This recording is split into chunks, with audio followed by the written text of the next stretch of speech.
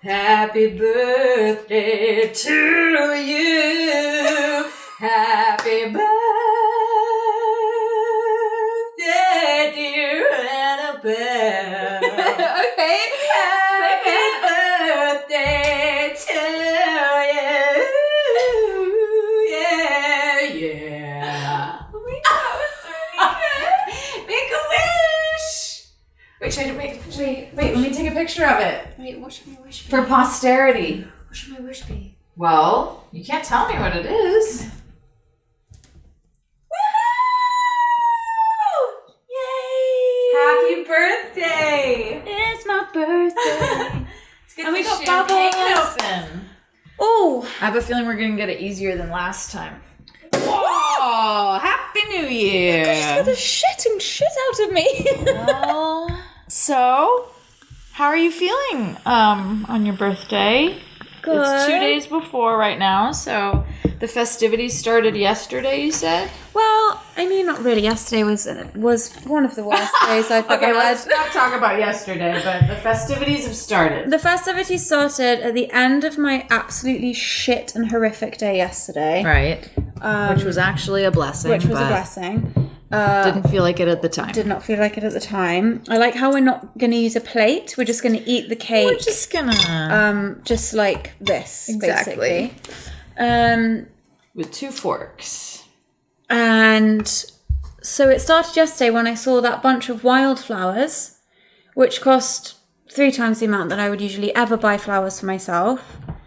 And They're gorgeous. They look like English. They look like English country garden flowers.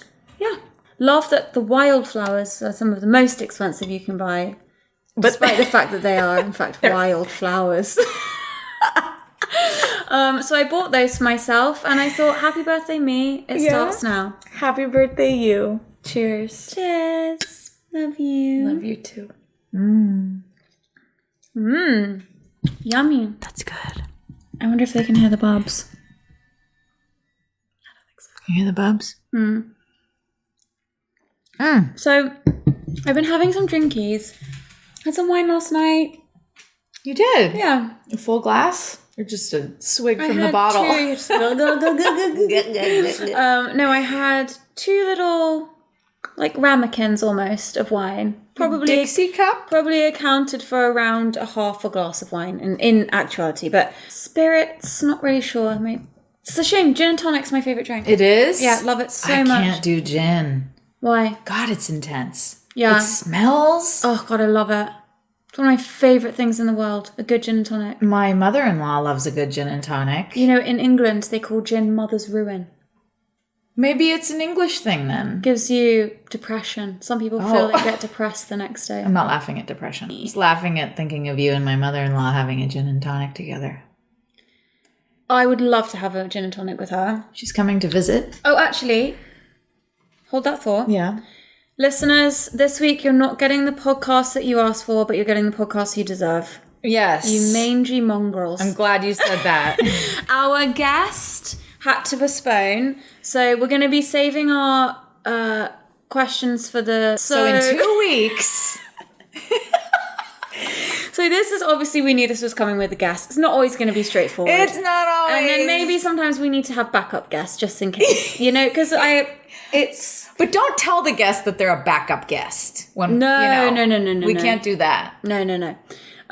So sorry about the fact that this isn't the one that you asked for. Yes. But it's the one that you're getting. But you it's my deserve it. birthday. Let's just focus on that. Good vibes, good energy. We're healing, we're moving. Happy birthday, all Cancerians. Happy birthday, all Cancerians. Summer babies. Cheers to... That means your parents had sex in what? The winter? They were cold. They were freezing. That's all they had to do in England was have sex all day. And they had you. Right. Breaking news. Breaking news from the desk of Annabel. It's not world news. It's not important news. It's Annabel news. Breaking news. I don't care. Okay. Major T this week. Tristan Thompson, Who's that? baby daddy of Khloe Kardashian, Okay. who already got caught cheating once. They've spent years trying to reconcile their situation. She's been taking it real slow. Hasn't come out rightly so, her instincts were correct. Went to a party last weekend, was shown to be entering a room with 3 women. Now, listen, even if he wasn't doing anything in the room, given what you've just gone through and all the effort that you've had to put into winning this woman and her family, why are you going in the room with 3 women? Are you stupid? I think the answer you to are. That is absolutely yes. I hate it because I love him. I think he's a sweet man. You do? Let me see a picture of him. He's gorgeous. Absolute babe. And Chloe, great nose job.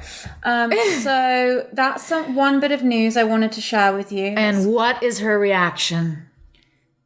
She hasn't given a reaction. Oh. And I think that Chloe is the most stoic Kardashian, in my opinion. She's been through some Not sure if that's saying a lot, but okay. No, it is. Because she's been through some real shit. Gotta tell you, she's been through some real bad shit. Okay, there's some movement in the Free Britney. Yes, now this one I care about because I do know Britney personally, and I think she is the sweetest soul, and she deserves all the happiness and freedom.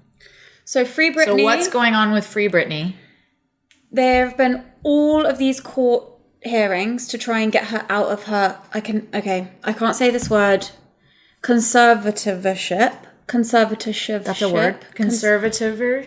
The thing, okay, you guys know what I mean. It's the thing where the thing that she's the dad controls everything and conserves her. Supposedly, he's actually exploiting her.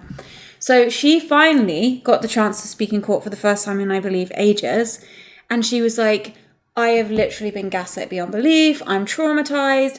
I have realized this whole thing is just completely abusive. They put an IUD in me against my will. I'm not even allowed to be driven around by my boyfriend. What would you like have? A fucking some kind of trafficked person? How could you? What would you have to live for? What's there to? Where's the hope in that? I mean, when's it gonna? So that is such a great point. That is such a great point. Bless her fucking heart that she has stayed even alive exactly to this point in that situation. I would have cracked. I honestly would have cracked. I know. Bless her fucking heart. Yeah. Anyway, so hopefully now that she's given this speech at the hearing and given all of this evidence, but apparently it's almost next to never do people get out of these things. However, I think that given... Can you believe that's a thing? I'm sure it's necessary in some situations. For old people. But not in this situation. Old people, truly mentally ill people. The parents have been telling people that she has dementia and shit. And she's like, I teach my dancers their routines. I do not have dementia. Exactly. I have spent a lot of time with her one-on-one. The girl does not have dementia. She's just... traumatized and in an abusive situation. You can literally see that it's she's got, sober eyes, cult eyes. There's eyes people have. The glassy eyes. Yeah. She's got that thing. Yeah. Yeah. The fear behind the eyes. Britney Spears is clearly fucked up. Yeah. Wouldn't you be? Yeah. Wouldn't you be taking medication to fucking survive? You're trapped in your own home every day. You can't access your own money. You can't Not do only are anything. you one of the most famous people in the world, but then you have a clampdown like that, which is difficult to survive for any of us. It's a crazy, crazy life that she's been come here in this lifetime to learn about. Tell me why you know Britney Spears, because I've been meaning to ask this of you since you slightly dropped it in conversation a few weeks ago, like it was not a big deal. I know I've talked about her a couple times in the past. I know Britney because I am really good friends with her cousin, Allie. And through Allie, I met Britney, and it was a really, really wild thing. But no, I'm no stranger to this kind of thing where... you're around somebody who's incredibly famous and you disassociate the person from the famous version of them. Yeah. Because with my dad and just being in that world. Yeah, it's easy to do. I've been around famous people my whole life. So that's always been my rule, is that there's you and then there's the public you. Yeah. I hope you like this cake. Fucking excited. It's just that it's vanilla with chocolate fudge something. Oh my God. Is it delicious? It really is. Let me take a big bite of this. It's actually nice. It's so fluffy and I made light. it. What are you doing? I made it. No, you never. So you were able to be around her without being like, oh my God, it's Britney Spears. Without being like, yeah. it's Britney, bitch. Well, yeah, because Britney came out when we were teenagers. Mm-hmm. I'm a little older than you. Only by hair. Her and I are the same age, and I was one of those people at her concerts screaming like a Beatles fan and pulling my hair out. I mean, I was obsessed with her when she came out. Loved her. Everybody was. She changed our lives. She really did. She really changed so much for our generation and influenced us so much, I think. And then when I started spending time with her and I would go to dance class together. Aww. So you were like really mates with her. I was, yeah. And she kept wanting, it's hard for her to be alone with someone because she's always surrounded by people. Yeah. As many famous people are. You know, you're never alone in the house. There's bodyguards, there's cooks, there's assistants. Housekeepers, childminders, all these things. And she kept asking me to go out on these one-on-one little dates.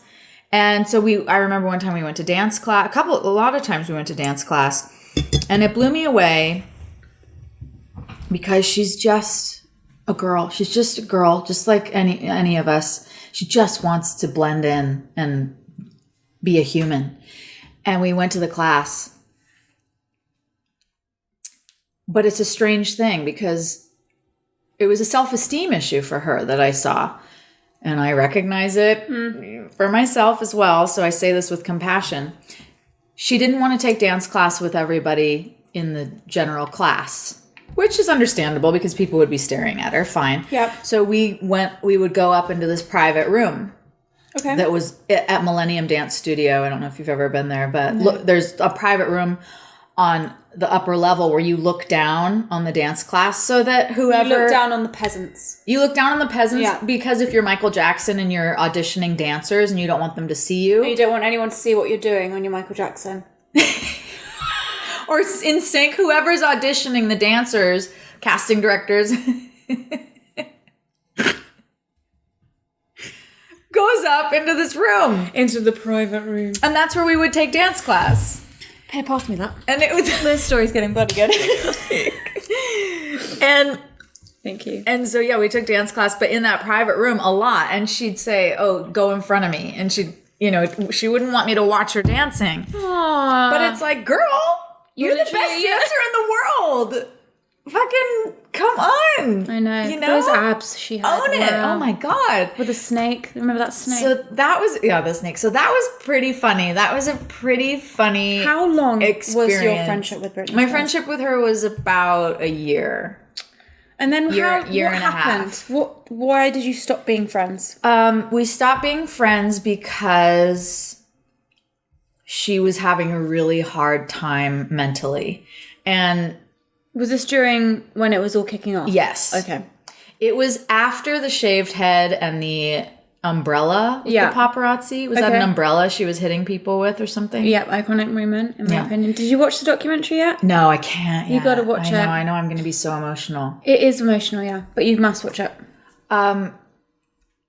And yeah, she was having a very hard time mentally. And I'm not saying that to dish on anybody. I'm saying that with compassion because this show... We've talked a lot about self-care, self-love, mental health, and this really ties in with all that. I remember one day at her house, we were laying out by the pool, and we were talking about books and spirituality, and she disappeared, and I couldn't find her. She didn't come back for like a half hour. Okay. And this was kind of normal. This would happen a lot. And I searched the house, and I found her in a bathroom and all the lights were out and she was crouched down by the toilet and she was crying. Oh. And I didn't know what to do. I just went to her and I sat with her and I put my arms around her in the dark and I said, "Why are you crying?" And she said, "It makes me cry." She said, "I'm so alone and I do this every day. I cry like this in the dark every day." Oh. And I said, I know you don't know me that well, but I just want you to know that I'm here. Yeah. Whatever I can do for you, you can trust me. Yeah. And I just held her for a long time. It was the wildest moment with someone I barely knew. Not only that, but someone that I had been wow. a super fan of. None of that existed in that moment. No, in a human moment like that, of course. I mean, none of it you'd existed. Be a psychopath to have it exist in that moment. That would be insane. Yeah. But I just wanted to take my heart out of my chest and just give it to her, and to see that she's still going through that. I just, like, anybody talk shit about Brittany, I'll punch you in the face, because I saw that.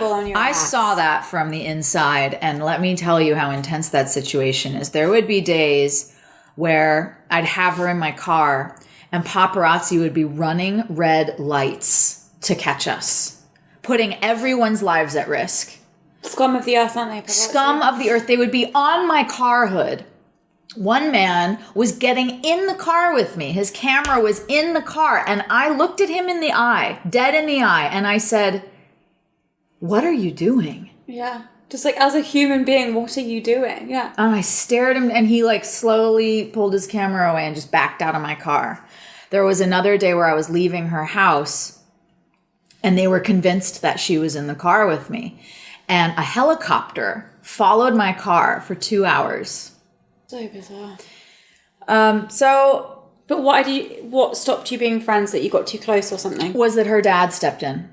Her dad stepped in. I remember her manager called me, because when I was on Rock the Cradle, she came to set because Larry Rudolph was one of the judges, her manager, and he brought her to set to visit me. And I remember looking over, seeing her on the side of the stage, going, well, that's interesting. I've seen Brittany on stage. Now she's seeing me on stage. It was just a lovely friendship that started between us. And it was so out of nowhere. But after that, he called me and he said, I would like you to be around Brittany, because I think that you're a really positive influence for her. And I want to set up some stuff for you guys to do together. I'd like you to come to the house next week, and we're going to have a movie night for you guys, and you can watch, Sex and the City had just come out or something. Mm-hmm. And I said, that's wonderful, Larry. I said, I think that's really smart of you, because I will tell you, I am someone that you can trust with her. I see her surrounded by a bunch of nonces, as you would say in England, or as Will says up in Manchester. Do you say that down in London? Nonce? A paedophile. A nonce? Yeah. It just means like a sleaze bag. Oh, right. I see her surrounded by a bunch of sleazy people, and I'm someone that you can trust. Yeah. So, yes, I would love to. Yeah. And then her dad shut it down. Of course, yeah. Anyone who gets too close to her, he seems to shut down. He cut off everyone. And how did he do? Was there like a phone call? Was there an email? Or did you just get... Larry just said her dad has stepped in, and it's not going to be happening. And I said... It's not going to be happening, like your friendship. The friendship's not going to be happening. It was like I was being ordered, like given orders about this thing. And I have been trying to reach her ever since. Oh, no, you'll never be able to reach her. She would get a hold of me. She'd call me from some random number, and she'd be like, I took someone's phone and I memorized your number to call you. And then the phone would be taken away from her. Or so, I don't even know. I don't know what happened. But some shady shit went on, and I haven't been able to reach her since. And I've been trying. I wrote a song about her called Fly, Fly, Fly, which is just about friendship. I think I've mentioned it before on the pod. I tried to get that to her just so she could hear it, because she wanted to write songs with me at the piano. Yeah. She wanted to write... She wanted to be your friend. She wanted to have a relationship with you and do all the shit that friends do. Exactly.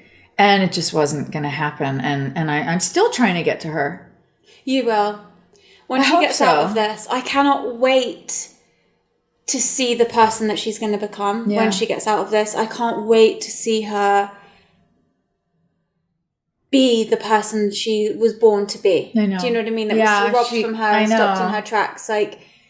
The reason I would love for you to watch that documentary is because if you have any questions about... It's going to make me so sad. It is, but it explains so much to me. It made me understand what drove her mad, basically. And you may know that as somebody that was around her because you saw it all happening. Yeah, but I did. It's the extent of it, and like it gave the umbrella shaved head thing context. It gives... She was like... animal in a cage being poked. And I saw a lot of really, really bad things, but I'm not going to get into that. No, and I don't want you to. I don't. It's not it's her private information. No, it is. But it was really, really a very serious situation. And during that time, several of the top publications in the world came to me and offered me the cover, full spreads for my own music, if I would dish on her. Scandalous. And to every single one, I literally said, go fuck yourself. Yeah, please kindly go and They fuck offered yourself. me cover. And they said, not just cover, but for your music. Like, no one will even know that you were the source that talked about her. And I just... The evil that I saw... These people will go to. The evil that I saw in the paparazzi and the press. And then you think, those people... We've said this before. Those people live on your street. They're in the grocery store with us.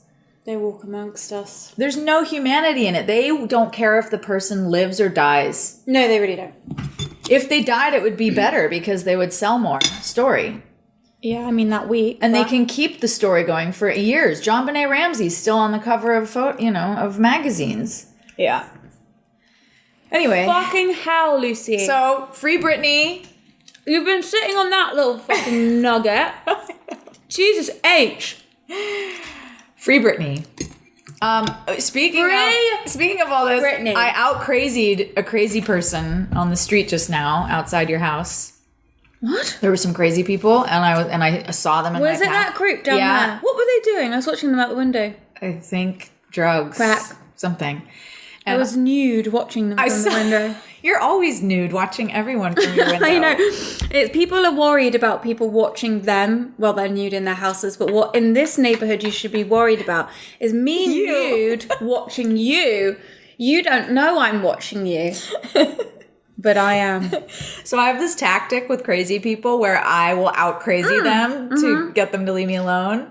And it works every time. No, it's the best. So what I do is because I saw them in my path and I knew I was not going to be able to walk around them. So what I do is I take my favorite lines from a poem. Okay. And I just mutter them really loud and weird. Wow, And I kind of rock back and forth. So I walk by them and go, "Oh, night thou was my God, and I act it out. Oh, night more loving than the rising sun. Oh, night which joins a lover to their beloved one, transforming them into each other." I do that. I did that the other night at the gas station. Oh my God, this homeless man was trying to talk to me, and what I just did for you, I did to him, and he was speechless. They're just like. Yeah, it's the classic response. If there's, those people that come up to you and scream, just scream back. Literally just scream back. Yeah, it works. It really works. I love it. I have a technique similar to that, but not exactly the same. And it's not for homeless people or crazy people or any type. For your friends. Any type of street. For your family. Unhoused neighbor that we may have. It is for those fucking assholes who work for charities, who pressure you into giving money. Standing outside Trader Joe's. Do you have money today for children dying with cancer? Do you have money today for orphans whose parents died in alligator mauling accidents, who also had AIDS and were also just paraplegic? Like, do you have money for them? I'm not laughing at those people. I know, of course everyone knows that. It's like, yeah, okay, fine. Like, fucking, of course I've got fucking money for them, you fucking asshole. And then if you don't give them money, they sort of pester you when you go in and out of the shop. They also look at you and it's like, you're getting paid to do this. You are not here for free. You're not a volunteer. You're getting paid actually above minimum wage to do this job. You're speaking from a script. You're speaking from a script. So what's your tactic? Don't fucking judge me. You take them out at the knees? No. If I'm with somebody and if I'm not with somebody, I do it on the pretend phone call. Oh, okay. Yeah. Okay. Yeah. This is a top secret. You guys are welcome in advance. And I go, Oh my God, it was awful. She was vomiting everywhere. They were crying. The dad came in. He was naked. He had a boner. I was beside myself. And then there was just vomit everywhere. It was disgusting. So now I'm going to get some supplies. And I just do this whole thing and just make it sound. She was crying. And then as soon as you say she's crying, they don't come near to you. I have to use that. But these are the lengths I'll go to in order to just say, oh, no, thank you. Yeah. No, anything to avoid the no thank you. Anything. I would rather do a performance in the street. Exhaust yourself. And say, no thank you. So now after people hear this episode, there's going to be people all over the world that are walking into grocery stores going, oh, she vomited everywhere and he had a big boner and he fucked her. That was sick. It was disgusting. This is going to be on the news. So people everywhere are having, Tourette's attacks as they're going grocery shopping. Foods. You guys are welcome for those 2 little nuggets. But really, to just round up the desk of Annabel Jones. Oh, we're still on the news. No, we're finished. I think we can't top it. There are some more stories, but nothing will do better than that story that you've just told me. Mm-hmm. Now, speaking of celebrities and... Well, I wanted to do a grief check real quick. Entertainment. Grief check. Because this is an emotional birthday, maybe more than others, because it's your first birthday without Ryan. Yeah. So, as we've said, a lot of times before the actual event, your brain is preparing for it, and that's the exhausting part. Yeah. Is that happening to you? No. Because I've learned from my mistakes, and I decided to just take control of my own happiness, and I've planned a picnic on the beach with some friends. I thought I can't go to Italy, so I'm going to bring Italy to me. I've got a whole theme. I've got party favors. It's not going to be many people. It's nude, right? Naked, completely naked, yeah. And my colour theme is like canvassy, natural colour, white lacy, and then I've got I've bought a fake bust thing, like a statue that's going to go in the middle, and there's going to be a lady, and there's going to be purple flowers. Is it a sand sculpture? No, she's fake concrete or stone. And I've got blankets and cushions, and I just thought, I'm not really a big birthday person particularly, but this year I've sort of just focused on making it as nice for myself as possible. Yeah. And that will keep me focused and hopeful, and it's a plan, and it's the future, and friends will be there, and so it will be really nice. And anything that I can do to ease the pain of looking around the table and missing Ryan and Max not being there, and that is what makes it hard, and that's what makes the first anniversary, their birthday, your birthday, the first Christmas, all these things, these are big milestones in your grief. So it's really important that you do what you can to get through them in a way that is constructive, I think. Obviously Max's birthday did not go well. Ryan's birthday went better, but I didn't make a plan. This time I'm making a plan, and what it's teaching me is okay, this is working. Not, I don't know what's going to happen on my birthday, but I think it's going to be a joyful, lovely day. And then it's taught me a good lesson, because now I know, okay, when Christmas comes up, New Year's, I need to just make plans, well in advance. And just take control of my own happiness. And that's something I'm really learning through this whole experience. I mean, even today, I woke up in my house, there was no honey, no tea, none of the things that are a big part of my routine, and I started grumbly, whatever, and I thought, fuck it, I'm going to go to the shop, and I'm going to start the day again. So I came back, got all my shit, started the day again at 8 a.m, and that for me is just about harnessing the day. And I'm in a habit at the moment where I don't turn my phone on until I've written my first pages in my journal, until I've had my cup of tea, and until I've adjusted to the day. Right. And set the tone for how I want my day to go, which is, you know, speaking about what we talked about last week, is when you are no longer the master of your tasks. Well, it's a similar kind of thing. I want to be the master of my own happiness. So that is what I'm trying to do for my birthday. That's beautiful, Annabelle. So that's my grief check. How about you? Have you got any griefy... Oh, have I got any griefy stuff? Nope. I needed to hear that about the phone. I was doing that during quarantine. I remember. And it makes such a difference in your really life. does. And it's really about you harnessing your own happiness. Mm-hmm. Now I'm in the habit of the phone's by the bed. I grab it before my eyes are even open. You're reading emails. Right away, you're filled up with drama and noise. Instagram, text messages, WhatsApp messages. It's noise. It's just not... It's more information in the blink of an eye than we used to get in a fucking month of our lives. It is. You know, and it's really unhealthy. It is. And you can't hear yourself. And then you are not in control of your happiness. You're not centered. You're not guiding anything. You're being pulled every which way. Yeah, I mean, you are...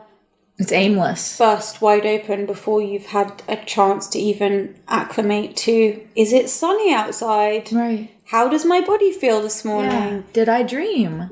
Any of that. How am I All feeling? of a sudden you've got fucking Stacey in the girls' Instagram group sending you a meme about a toddler, you know, knocking over a glass of wine or something. It's like, okay, don't you see this? Oh, sometimes I'm on Instagram and I mindlessly end up somewhere on someone's page, and then I go, how did I get here? And why am I looking? Yeah. Why am I looking at so-and-so's ex-boyfriend's brother-in-law? Who? Get out of here. No. So I needed to hear that today. Thank you for the reminder. It's been a game changer because I was feeling, you know, when I was feeling very like scattered and uncentered. It's a big part of it. Huge part of it. That was the first thing I did. Completely changed my days. And I, don't get me wrong, the feeling is in there. Like, for instance, this morning, if I know I've got stuff on or whatever, that feeling to check the phone, oh, I gotta, okay, it can wait. It can wait fucking 20 minutes while I write in my journal. It can wait. It really can. Nothing is that important. No. We don't have children, so... like, you know, unless a child is the exception to every single thing that we say, basically. Yeah. And if somebody died... They're dead already. They're dead. and you'll find out about it. Yeah, you'll find out about it in 20 minutes. In 20 minutes. When you fucking centered yourself. You'll find out. And had a chance to even know what day it is and whether the sun is shining. So...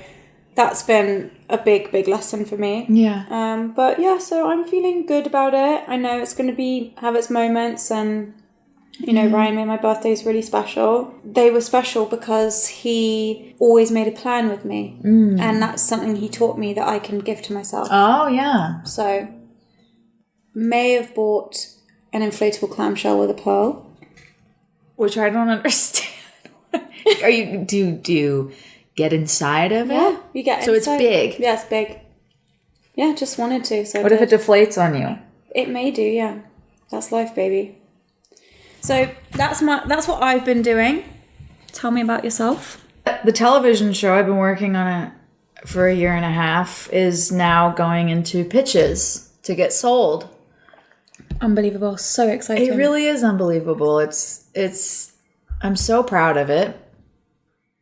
But the reason that it's an important show right now and why it is going to sell is because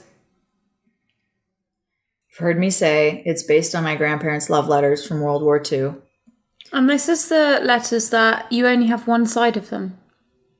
I only have one side, exactly. So, I only have my grandfather's side because he had to burn my grandmother's letters. And why was that? Because he was near the front lines in France from 1943 to 1945.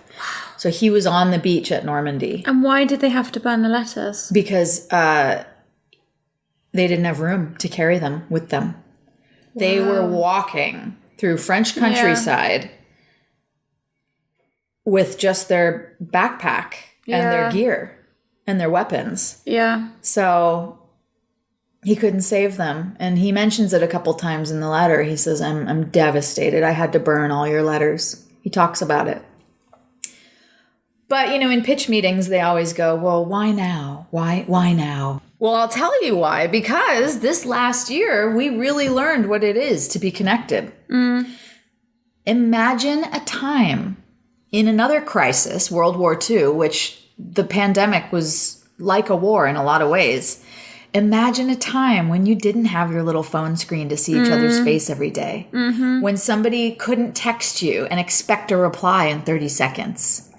All they had were their letters. For 2 years, they were separated. Imagine having to wait 45 days to receive a letter, to even find out if your husband's still alive or not. I know. I can't. It's so weird that you're saying this. So I literally was talking about this yesterday because I was talking about how much more romantic love was and how relationships were completely different, marriages were completely different. Yes. During times when, for instance, in, let's just say, our lives, if this was 18, whatever, okay, we would be traveling around, we'd be doing our things, we'd be on a boat, we'd be here, we'd be there. The reason I was talking about it, okay, gross, but I'm going to tell you. Napoleon used to write his wife, and Napoleon wrote to his wife when he was coming home. And he said, I'm coming home, don't bathe. Because he liked fucking French. Her to be so smelly. The French are wild people. They really are. So, and I was like, imagine that. Like, imagine, first of all. That's very Henry Miller and Anais Nin. I know. It's like very wow. So she's getting this letter. It's taken a good minimum 2 weeks to get to her. Plus the time it's going to take him to get home. And then I was like, she doesn't know the exact day that he's going to get home. No, because they could only ballpark it.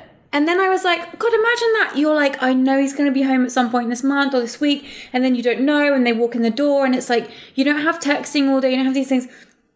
So, of course, love lasted. Of course, marriages were. Yeah, because it was not a casual thing. It wasn't casual. You couldn't swipe left and then find somebody new. Dip in and dip out. No. And I think, I think about it a lot. I have a couple of friends who don't text their husbands during the day because they like to save the conversation for the evening. And I really appreciate that. Ryan wasn't like that. He liked to be in constant communication, and which I thought was very sweet. And I was happy to be a part of, and that he needed that. So I was happy to give that to him.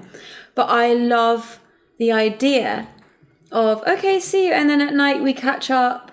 And so that it's special, so that it's not casual, so that we don't take it for granted. And I think that's the thing, is that if you just got access to somebody all the time, it's just like a freaking free-for-all all the time. One of my best friends was just sharing with me that his wife walks around the house naked and he hates it because then when he goes to have sex with her, it's not exciting.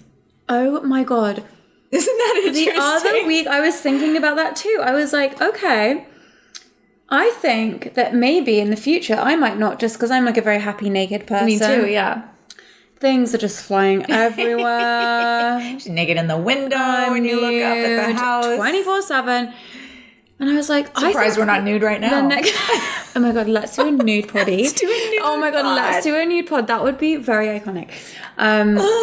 So I was thinking, like, the next time I entertain a man in my life, I'm going to keep things covered up. And then so every time I undress, it's like a big reveal. Men like to unwrap gifts. Instead of...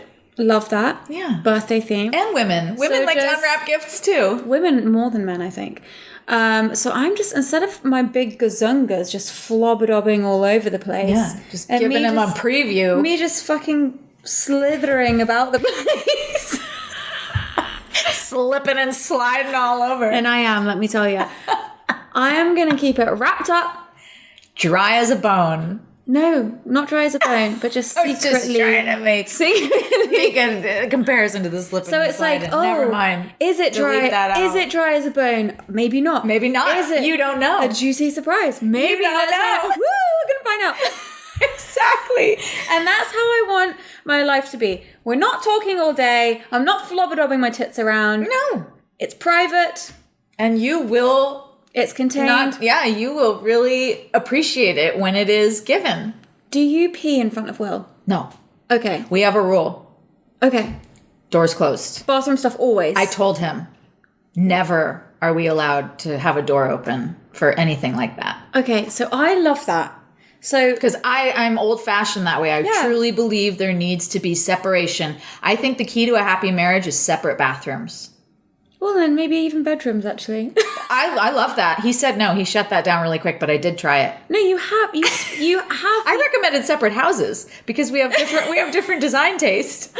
I actually recommended me living in Scotland and him living here, but he's not going for it. The most I can get is door closed when we're peeing. Well, that's something. I'll take it to start. I've always peed in front of people and been fine peeing whatever. I have But- too, but there's something about the romantic I relationship. completely agree. And I think even towards the end with Ryan and in that last sort of in quarantine when things we were just on top of each other all of the time. Yeah, quarantine was It tough for crossed people. my mind in that way. And I started closing the door all the time when I peed because I was like, there's no boundaries here. So people were just separation, yeah. gross. You've got a beard and your hair is crazy and like a bush and I'm just probably fat and I'm just this is terrible. I'm crying It was a every struggle for night. a lot of couples during quarantine. I'm coloring like a 5-year-old. It's this is not good. We're both there having mental needs to be- breakdowns. Exactly. There needs to be something. Privacy and I think that some people will really not like that we're saying that. And I get that for it's a very old-fashioned way. It is very old-fashioned. To feel, yeah. I like separate bedrooms. Me too. I would In the Crown, 9 I out love of- when they have separate bedrooms in the Crown. 9 out of 10 times I would sleep in the same room. But in the summer, frequently I would sleep on the couch. Well, Because that's I don't the want to be concept. touched. I don't want to be. I'm hot. I don't want to be touched. So ideally, I for want me, to go to bed and rest. separate rooms and I would be can't really good for me. rest when I'm No. cuddling. Don't cuddle me. Don't touch me. I don't want to shower with you. Yeah, Please. we don't cuddle at night in the bed, and we have a huge king bed so that there's Yeah. room. Yeah. Because once all that is done, I want my book, 100%. and my Don't even look at me. crystal lamp, and Yeah. my own self. Don't even look at me. Ideally, there'd be a limo window. You just press one. The limo window went maybe up. you and I should get together. And get married. I mean, Well, if things don't sounds work out like it with would Will, work.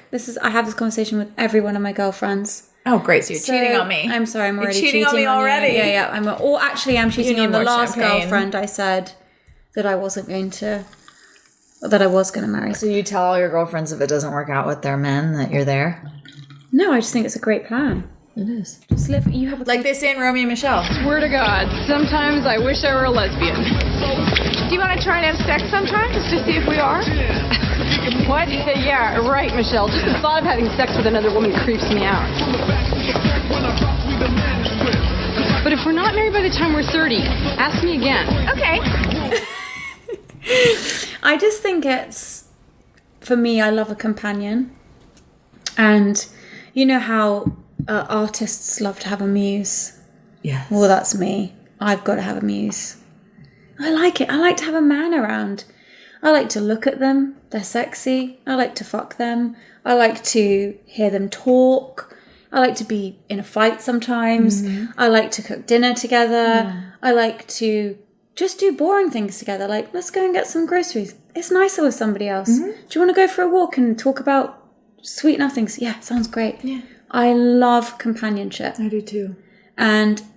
But here's the thing. I also love being able to get away when I want to. Exactly. I am somebody, and I'm realizing this more and more and more and more, and especially through my grief and figuring out all my new boundaries, all of that. I need alone time. I need fucking air and water. Me too.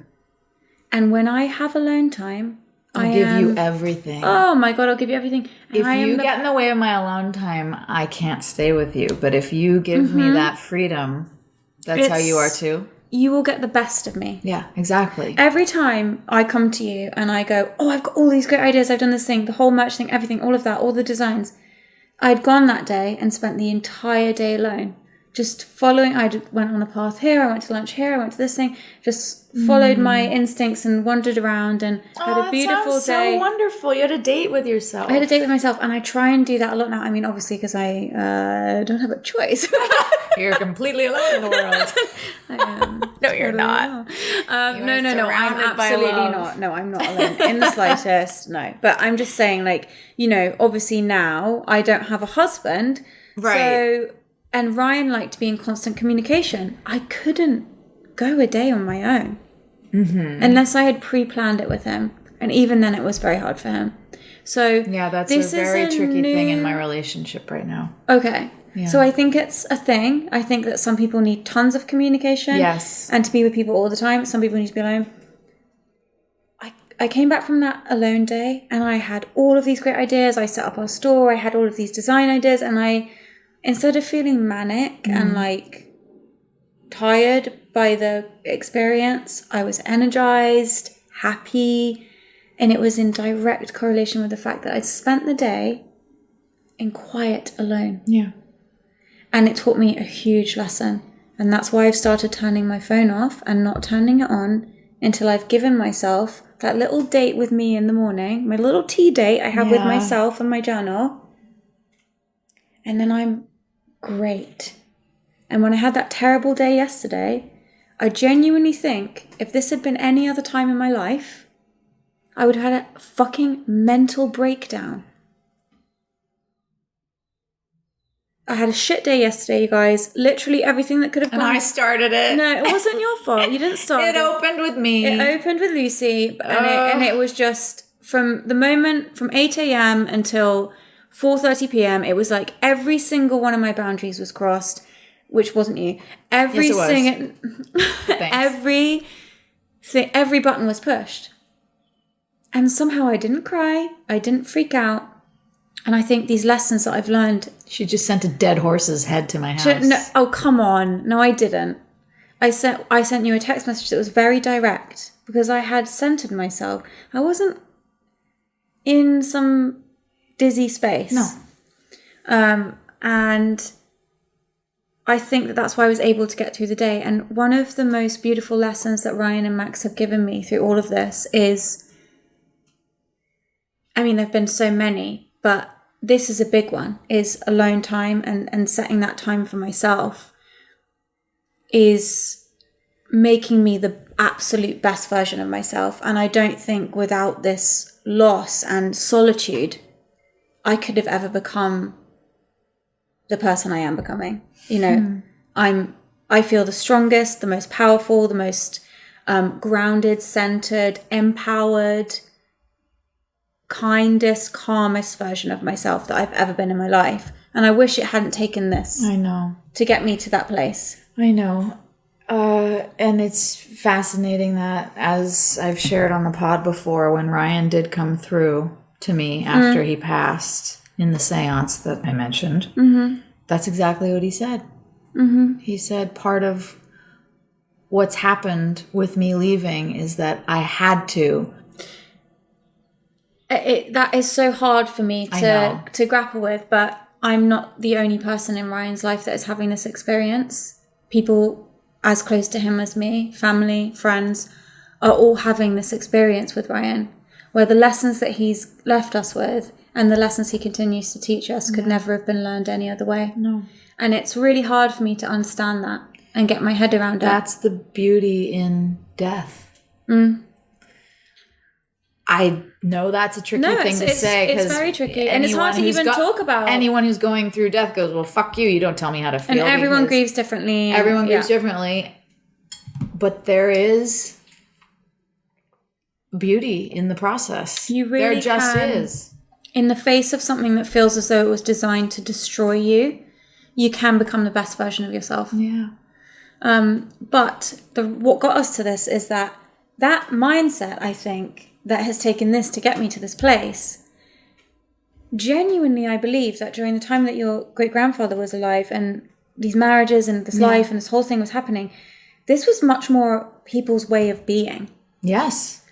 The solitude, the meditative practice of taking the hen's eggs out of the roost. Yes. Straining Getting up when the sun rises, straining before the sunrise, honey. going to sleep when the sun sets. Our bodies are hooked into nature, and we have removed all that. Yeah, man's divorce from nature is one of, I personally believe, the biggest catastrophes in human existence. It's the root of all our disease, yeah, all of our anxiety, all of our mental issues. I wanted to say, when you said imagine love a long time ago, it would have been so different from now. I released a song that is on Spotify called 1882. Go stream it, babies. And it's about that very thing. I need to listen to that. I haven't heard that one. Well, here it is. You and me in London town, years ago, snow falling down, cathedral bells the only sound, and we're in love. You sew the cloaks the kings all wear, you save the scraps and they don't care, bring them home to me, your maiden fair, and we dress up. Whatever time and place, we would have always been this way, in love. Oh, that's such a mad thought. It is a mad thought. I wish that I wish for that life. I yearn for that life. I know you do too. That's where you came from, in the Shire in England. Do you feel you can create some semblance of it? I do. Yeah. And that's how I grew up too. Yeah. I mean, think about it. Our generation, we didn't have cell phones. No, we didn't have any of this We shit. didn't have any social media. We didn't have internet. I was like 12, 13 when the first people were getting cell phones that were like accessible to kids and affordable. Can I ask you, when you're this, okay, so I can only watch like 3 episodes of a show because otherwise I can't stop thinking about it. Yeah. So you're in this world with your book. I'm really excited. You guys, I know I keep mentioning it. I am officially talking about it. Yes, my TV show is a book that I will publish as well as the show. What's going to come first? The show. Okay. Are you just there constantly in your mind? Constantly. And I'm in the thick of it. As you know, I've been in daily writing sessions. Yeah.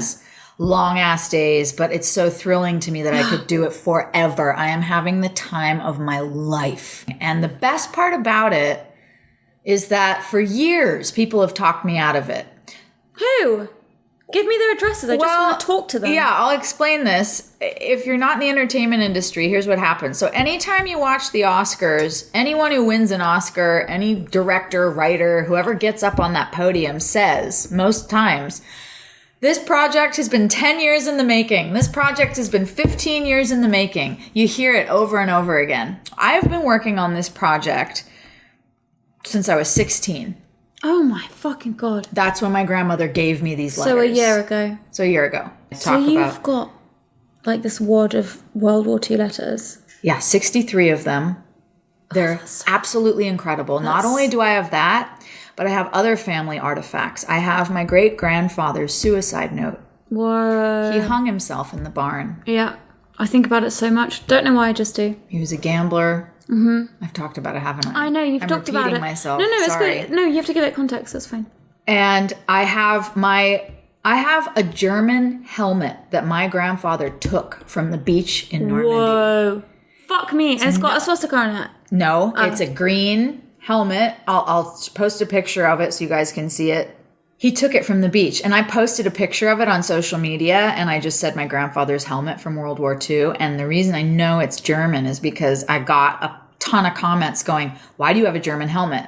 And I went, "Oh, okay," because I didn't know if it really was German, because I had been told that he took it from a dead German's body on the beach in Normandy. Like taking a head. Yeah, so I have all these artifacts in my house. Wow. Because I'm this crazy family historian. I've always been collecting stories, interviewing my relatives, just collecting stories, and never knowing what I was going to do with it all, but knowing that I was going to do something. Mm-hmm. Right before quarantine, I went to coffee with this Indian filmmaker named Aditya Patwardhan. I'm a big fan of his work, and I'm an actress, so I'm always checking in with directors just to say hello and keep in touch. We went to coffee, and we got to talking, and he has some family letters as well. So we just geeked out over this, and we decided to start writing together. So since January of 2020, 3 days a week, we have met without fail and written. Even when I was in England, we would FaceTime. All it started out with were these letters and an experience in my own life that I knew I wanted to use, which was my abortion. Other than that, we created everything based on true events. And the reason I say I got talked out of it a lot was because, for instance, 3 years ago, I went to lunch with a writer friend of mine and I said, I want to make this show. And he said, he meant well. Yeah. He said, you've never sold a show before. Your first show, it needs to be on something that you know really well. And that is being a rock star daughter. So why don't we create a show about you and your rock star dad and we'll make it a comedy? And I allowed him to talk me out of it. I went into fear. I thought, oh God, maybe he's right. Who am I? Who am I to sell a show, an epic World War II show? And I went on this selling pitch with this show about my dad, and it was very funny.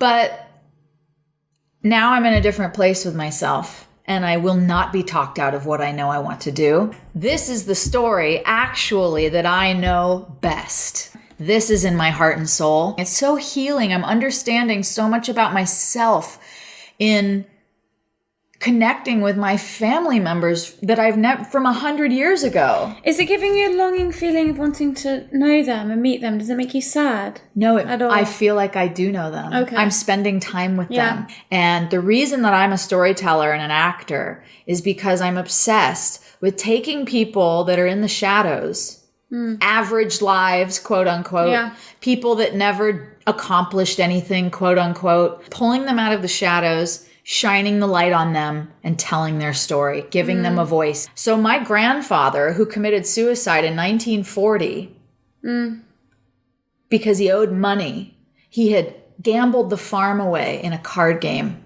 Yeah. And his suicide letter says, sell the farm and take the money and go to Florida and live as happy as you can. But come back and lay next to me and little Harold. Oh. Now, little Harold was my 7-year-old great uncle. He died at school. He was hit in the head with a swing. No. By another boy who was on the swing set. The boy was teasing him. He ran in front of the swings and he got hit on that mastoid bone in the back of your head. Oh, no. And he lived for a week. And my grandmother was 17 at the time. It was her favorite brother. They sang together all the time. They had a shared bed in the attic in the family farmhouse, and they would sing all night. And he lived for about a week, and he died. And he sang as he was dying. No. He sang Tiptoe Through the Tulips. Oh, my God. I have 2 newspaper clippings of his death, and even the nurses at the hospital said that he died singing. God, that is so beautiful. So it's things like that that mean so much to me, to pull these people out of the shadows. He died in 1929. Little Harold did. Imagine if he knew that 100 years later, I would be bringing his voice, his life to a screen. Oh, that's so fucking cool. I cannot wait. I can't wait to share the good news with you all about where it ends up. Okay, so you have like a big meeting next week about it. Yes. With a very huge, big person. So the person, one of the biggest producers in the whole business, has been my vision from the beginning. What do you want from him? Executive producer. Okay, is he going to be in it? No. Okay. Unless he wants to be. Yeah. The only role he can't play is mine. Yeah. And he said yes to a meeting. Yeah. Wow. God. I just love how it feels so right to you and so natural. And you're just, this is what I was kind of saying before, is that I feel like when you're in that right space with what you're meant to be doing, you feel calm, you feel centered, you feel energized. We know that you have to get the bills paid. And we know that you just have to get on with life. You know, it's like, it's not all fucking self-help and sunshine and daisies. Of course and it it's feels not. right. Like, we're not saying No, we're not saying any of that. What we're saying is, when you have that passion thing, whether it's going to work at a fucking Amazon warehouse because you get to see your kid at the end of the day, or your fucking wife gets to do what she wants to do, or your fucking dog gets the food that's nice, or whatever it is that gets you motivated and puts you in that bliss space while you're at work so you can cruise through it and feel energized and not depleted by it. Like, wow, that is the zone I'm trying to be in. And even when I was doing my like shitty jobs before this, the last one I took when I got my work permit, because I wasn't able to work for 18 months while I was here. God, that must have been so tough. It was so fucking irritating. And I made a promise to myself. When I go back to work, I know I'm going to have to get like a shitty job. But the shitty job I'm going to get is going to be in keeping with what my tastes and interests are. And it's going to be with people who I feel are good people. I'm not just going to take the first thing that comes my way, which is what I've always done before. And I've always ended up getting fired or quitting or doing poorly at the job. I found a shop I wanted to work at that had the things in it that I was interested in, with women I believed to be lovely people. And it changed the trajectory of my day job mindset. Like you with your studio and your teaching that you do. Isn't it funny the things that like, I've got friends that who are songwriters that will go and do like brunch shifts at restaurants and just make $600 in tips, and they love it. They're energized by it. They love the social interaction. It works for some people. It works for some people. Like one of my family members is a Lyft driver. He loves it. There are people that couldn't do the job that I did in the shop. They would be bored out of their fucking Everyone's minds. different. Everyone's different. Yeah. So and it's what how do you say it? You're the master of your tasks. You're the master of your life. So you get to choose. Even something as menial as a day job to pay the bills. You can disagree with me all you want and say, you just don't understand. My life isn't as easy as yours, or I have to do this, or I have to do that. And I get that. But I'm also a firm believer in standing up for what works for you. I think that's a self-awareness thing. I think that's like an emotional intelligence thing. It's about knowing yourself, knowing what you're capable of, knowing what you can commit to. Yes. Not expecting of yourself, overextending yourself, all of those things. But we know that we are coming from a massive place of privilege, but also the reason that Lucy and I connected initially is because we have had a very different situation than a lot of other rock star kids. No, and I've always had that judgment in my life of people looking at me and thinking that I have everything handed to me, and they really underestimate you. Yeah, they really do. Yeah. They really do. They think you have a ton of money. They think that you've had everything handed to you. They think that you have no problems, and just be smart. Have more humanity than that. Honestly, be smart about it. You never know. I'm sorry. I don't care what someone's life looks like on the outside. Yeah. People are human. Yeah. You can look at anyone else and think that they've had it easy. Well, everyone's always going to have had things easier or harder than you. Someone's looking at you thinking that you've had it easy.